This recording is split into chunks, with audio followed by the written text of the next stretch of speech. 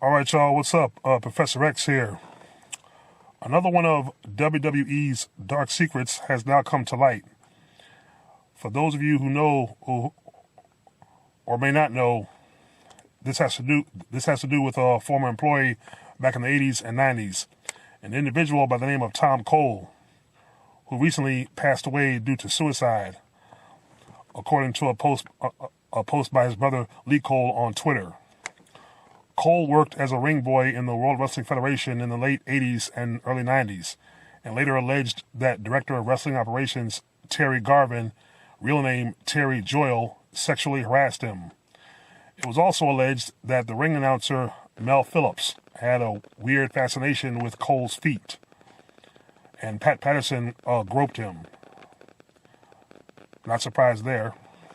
Cole alleged that a top official grabbed his genitals numerous times, and he was driven to the WWE official's house where he was asked to smoke marijuana, snort cocaine, and have sex.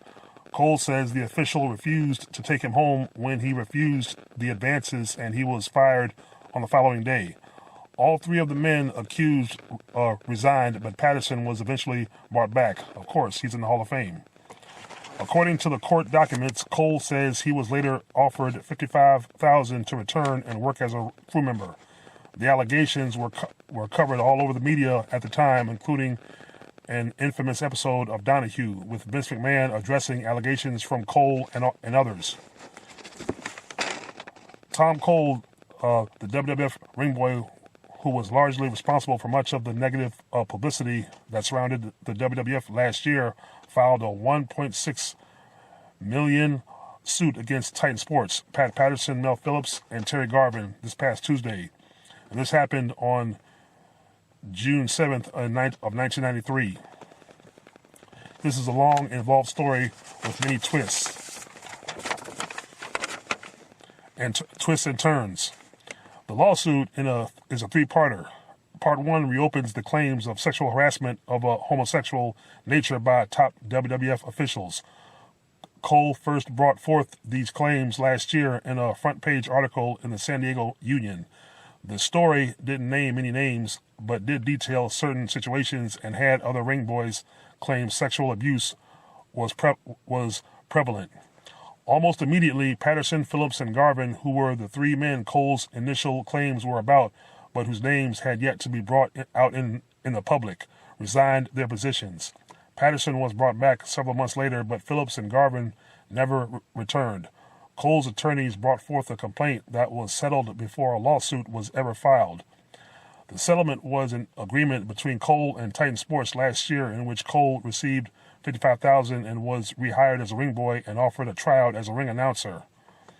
As part of the settlement, according to the complaint, Cole agreed to never bring up his charges again, and Titan agreed never to ask him to retract his initial charges.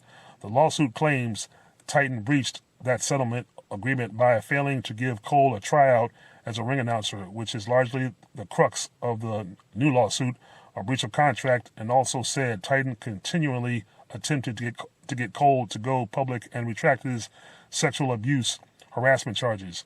The third part of the suit claims that Titan officials attempted to get Cole to sign an affidavit stating things that weren't true about his brother, Lee Cole, who at the time was going on several radio stations making claims.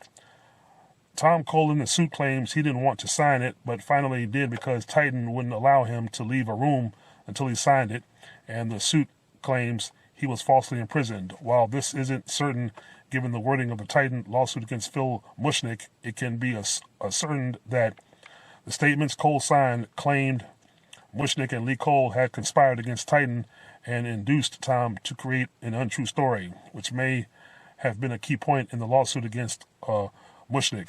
Given the circumstances of what came out publicly during that time, that specific charge of imprisonment sounds curious on the surface, since it is well known publicly at the time of the split between Tom Cole and Lee Cole.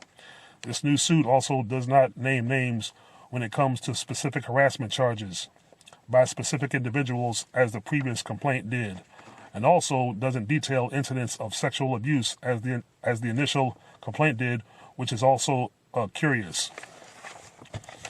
I don't care what suit came out at what time, what claims, who did what, and what was true, what was not true. I mean, who knows? Basically, when it comes to something like this, WWE has the money and the power to twist things up, and eventually it'll wash away.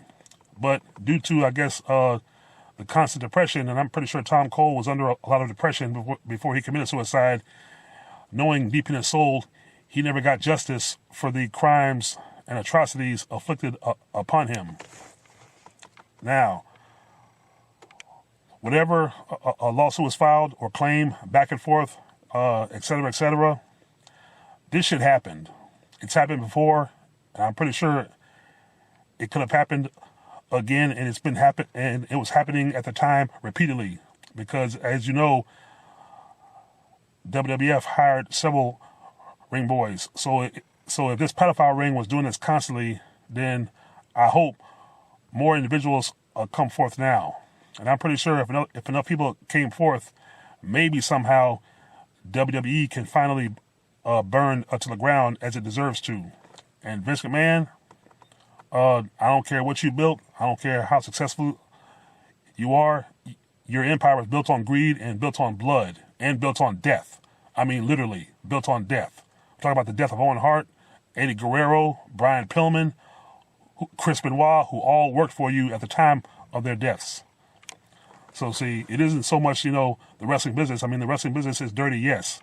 But WWE has the most blood on its hands, especially Vince. Vince has blood on his soul. And I saw the footage of him on Phil Donahue. You can tell the son of a bitch was deliberately denying these accusations and saying he never saw them, but they happened.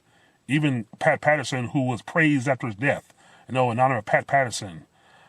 As far as he goes, I hope he is burning in the lake of fire as he deserves to. I mean, that son of a bitch even molested Piper, because Piper even said so in a YouTube video. Personally, as big as Piper was and as tough as he was, Pat Patterson would have touched me, because if I was Piper, I'd have killed that motherfucker a long time ago. But being that as it may, WWE whack-ass wrestling entertainment deserves to burn. Vince McMahon deserves to have everything taken from him. We're talking success, money, everything. And like I said, Vince, when you do go, you ain't going to heaven. Let's make that perfectly clear right now. You ain't going to heaven. Neither you nor your family. I mean, that whole family is just fucking cold-blooded. Even the wife, I believe, probably knew shit was going on. But she didn't care. She covered it up. This is a woman supposed to have compassion, But in the end, at the end of the day, something will crack, because everybody knows that God has a plan,